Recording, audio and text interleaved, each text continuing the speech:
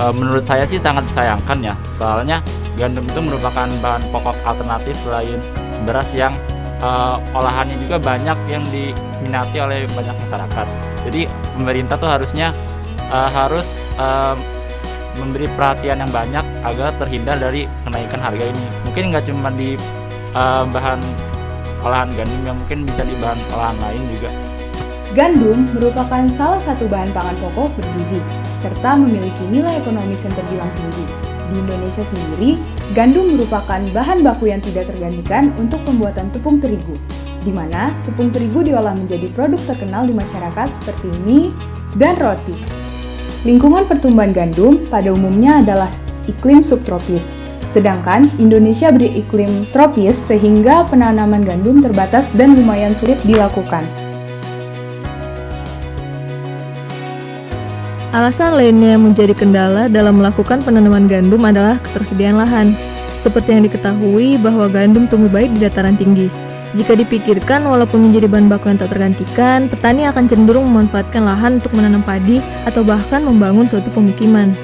Hal tersebut mengakibatkan pertanian gandum sangat rendah di Indonesia, sehingga menjadikan Indonesia sebagai salah satu negara dengan pengimpor gandum terbanyak. Diketahui dari data BPS tahun 2018, Indonesia mengimpor gandum sebesar 10 juta ton, dan ini merupakan 6,1% dari total impor dunia.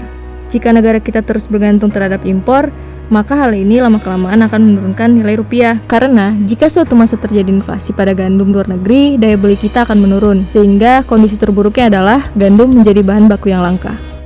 Berdasarkan survei yang kami lakukan kepada 123 responden, didapatkan sebanyak 51,2% sangat menyukai produk gandum. Kemudian, diketahui pula sebesar 69,1% masyarakat sering mengonsumsi gandum. Salah satu solusi untuk mengatasi permasalahan tersebut adalah membuat lingkungan buatan khusus gandum yang kami beri nama Sandy Plain.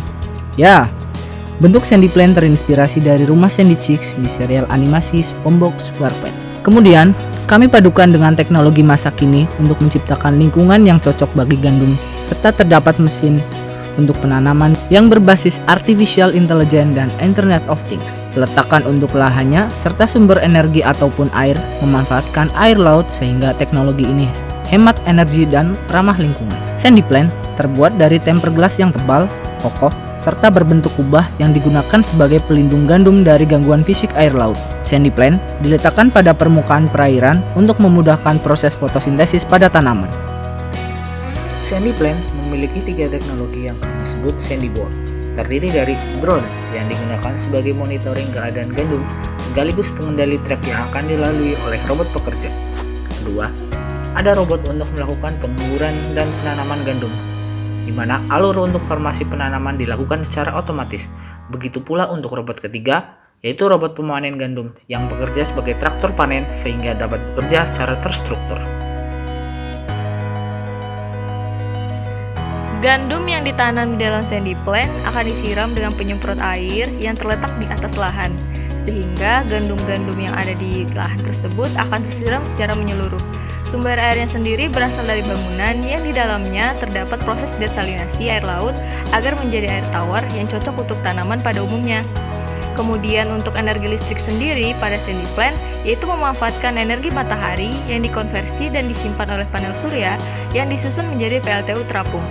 Energi listrik ini akan mendukung sistem kerja yang ada di dalam Sandy Plain, khususnya sistem-sistem yang membutuhkan energi listrik.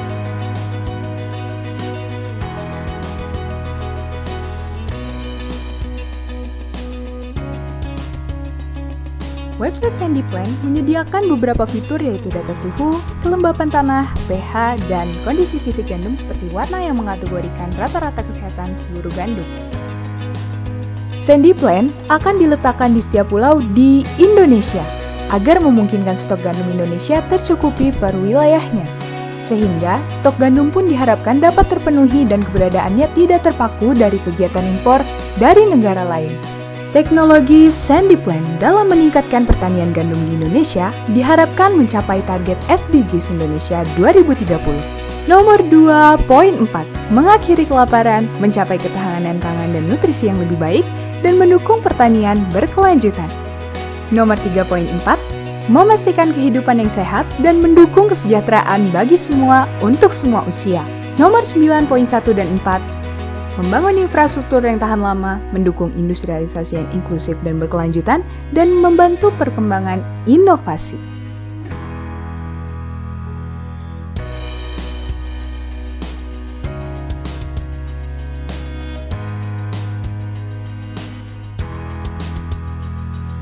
Sandy Plan memberikan solusi permasalahan terkait ketersediaan lahan dan juga lingkungan penanaman gandum, khususnya di Indonesia.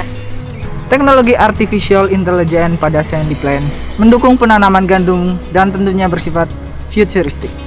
Dengan teratasinya permasalahan gandum, Indonesia dapat mencapai target SDGs nomor 2, 3, dan 9 pada tahun 2030. Sandy Plan, Our future agriculture.